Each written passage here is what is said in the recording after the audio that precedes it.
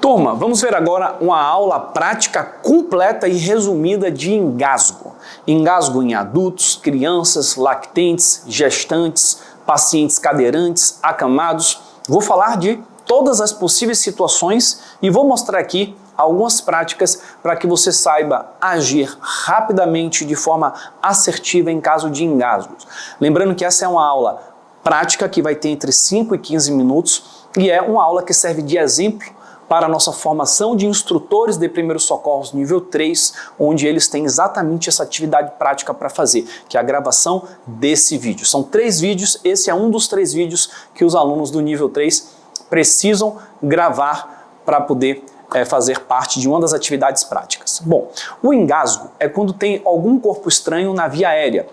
Isso também é chamado de obstrução das vias aéreas por corpo estranho, ou OVASE. Existem 2 tipos, basicamente, o engasgo parcial e o engasgo total. No engasgo parcial, por mais que tenha um corpo estranho ali que esteja incomodando, o ar continua transitando entre os pulmões e o meio externo, portanto o paciente continua respirando, continua ventilando. Então é uma situação de urgência que pode agravar, mas não é uma situação de emergência onde eu tenha que intervir fazendo uma manobra.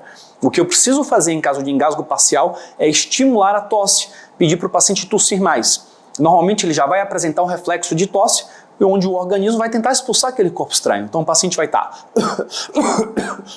e você vai dizer, tossa mais, isso, tenta tossir, você se engasgou? Sim, vai lá, tosse. E você não deve fazer manobras nesse paciente, porque as manobras podem ou agravar o engasgo, transformando o engasgo parcial no engasgo total, ou até mesmo machucar o paciente, a depender do tipo de manobra que você fizer.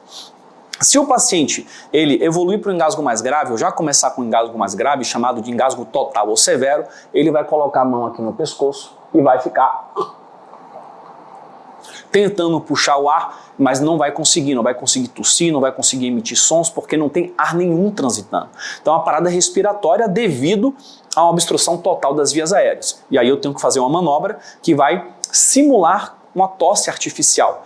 E existem basicamente 3 manobras que podem ser realizadas. Muito provavelmente você já aprendeu que a manobra ideal a ser feita nesses casos é a manobra de compressões abdominais, antigamente conhecida como manobra de Heimlich. Na realidade, essa é uma das 3 manobras. Hoje, o melhor protocolo que tem, melhor descrito o que fazer em situações de engasgo, é o protocolo da Cruz Vermelha Canadense, onde ela fala o seguinte: sempre que possível, combine 2 dessas 3 manobras de forma alternada.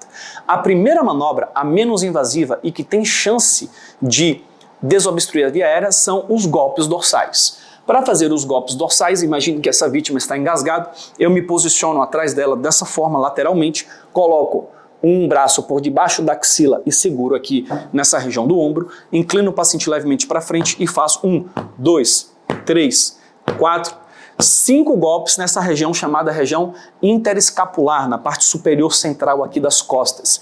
Caso esses 5 golpes consigam desobstruir algum deles, a via aérea, o paciente vai voltar a tossir ou vai voltar a respirar, você vai ver isso, vai acalmá-lo, sentar e observar o paciente.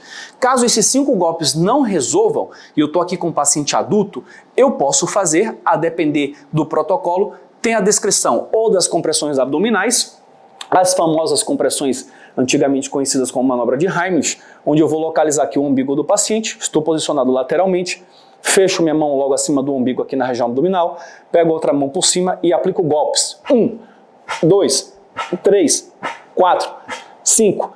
Caso essa manobra consiga desobstruir a via aérea, ótimo. Caso não seja suficiente, eu posso voltar a aplicar 5 golpes dorsais. Essa é uma forma de você fazer alternando. É claro que também é possível fazer apenas uma das técnicas. Caso ela seja efetiva, o paciente já vai desengasgar. Outra técnica alternativa são as compressões torácicas. Assim como eu estava aqui fazendo as compressões abdominais, agora eu vou colocar na região aqui do tórax, em cima do osso externo, coloco outra mão por cima e faço os golpes. 1, 2, 3, 4, 5. Essas 3 manobras têm como objetivo aumentar a pressão intratorácica, buscando fazer com que o ar residual que esteja nos pulmões tentem sair pela via aérea superior e assim desloque esse objeto. Essa manobra de compressões torácicas que nós mostramos aqui ela é a primeira opção a ser realizada, ou a segunda opção a ser realizada em caso de gestantes. Jamais nós devemos realizar compressões abdominais em gestantes, são contraindicadas. A primeira opção pode ser os golpes dorsais e você pode alternar com as compressões torácicas. Essas compressões torácicas também elas são importantes de serem realizadas, por exemplo, em obesos, que você pode estar fazendo o golpe dorsal, mas devido à circunferência abdominal pode ser que você não consiga fazer compressões abdominais efetivas. Compressão torácica seria também uma alternativa. Caso esse paciente seja um paciente cadeirante, por exemplo, vai ser mais difícil fazer as compressões abdominais ou torácicas com o paciente sentado na cadeira. Uma das opções é inclinar o paciente e fazer os próprios golpes dorsais, sendo necessário alternar. Caso o socorrista tenha condição, ele pode retirar o cadeirante, carregar ele e buscar fazer as compressões abdominais ou torácicas, essa é uma opção.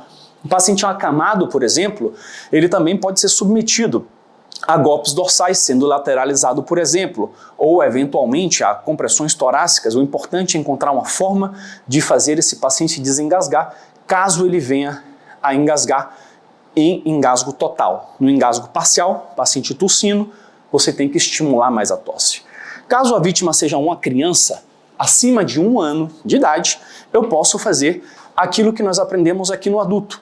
Posso começar com os golpes dorsais, alternar com compressões abdominais ou compressões torácicas. A diferença é que pode ser que eu precise me ajoelhar atrás dessa criança devido ao seu tamanho, mas as 3 técnicas podem ser realizadas em crianças acima de 1 ano. Já em lactentes, em bebês, as manobras de compressões abdominais estão